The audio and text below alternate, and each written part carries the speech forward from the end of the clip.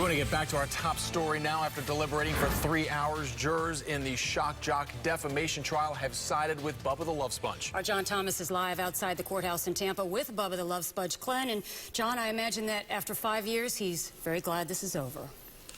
You know, just outside of the courtroom now with all the dream team, as they call themselves right now. But, Bubba, I got to ask you right off the top. You've been dealing with this for 5 years now.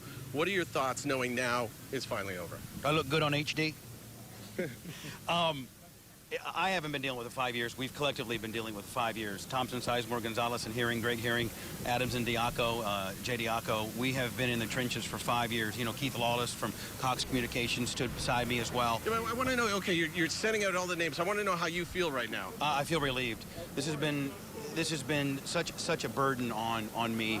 I've had a tough, went through a divorce. I got all kinds of stuff, and this has been hanging over my head for 5 years. But I knew, you know, just in my heart, through the Dream Team and through just the First Amendment, that I didn't do anything wrong. I've been doing broadcasting for 30 years. I know what malice is. I know what slander is, and that wasn't it. And I just knew deep in my heart that, you know, even though I feel as if there wasn't a level playing field in some of the rulings that the judge had made, I just felt in my heart that a jury of 6 people in Hillsborough County would come back with what we got today. Okay, Joseph Diaco, turning to you, is that what this really hinged on? Was it really the First Amendment issue that turned this around for you guys? I would say it's no doubt. The jury clearly understood the impact that a verdict in this case could have on free speech. And so, for me, I'm most proud of the job that we've done for the First Amendment of the United States Constitution. This case was much larger than Bubba Clem or anything that he said about MJ. It's classic radio war. They tried to make it like it was real, that there was a real Bubba army trying to harm people and there was a real funeral in the streets. And the jury figured it out. They saw through the keyhole, we opened the door, and they saw the truth. Okay, Greg Herring, I have to ask you, because we've been saying it all week, you know, I'm not going to lie, you know, this entire court case has been somewhat of a sideshow. Was it hard staying focused on what you guys had to do with everything else going on around? It really wasn't. When you're in the well and you know what you're doing is the right cause, all the noise that you hear, you just block it out. All we looked at was free speech.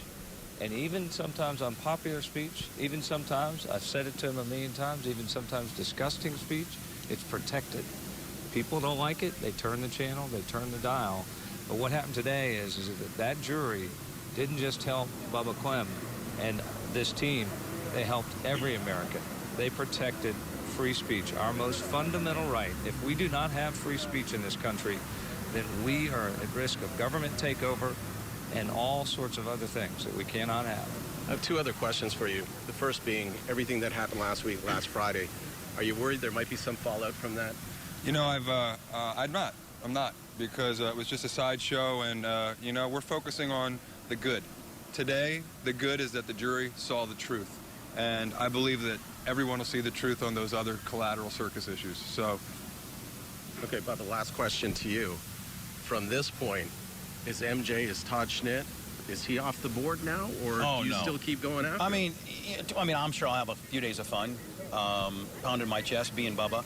I will have the MJ funeral. I'm going to get a hold of Howard Stern, see if I can bring him down to Tampa.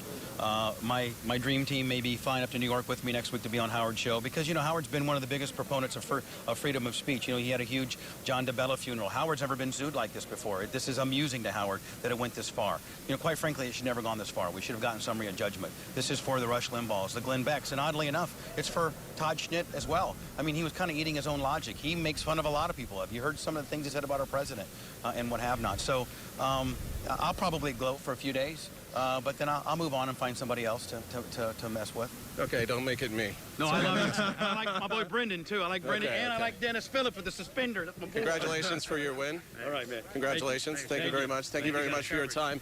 Once again, this for the last 3 weeks, it's been one of those court cases that has been a train wreck. You can't take your eyes off this thing. Now it's over.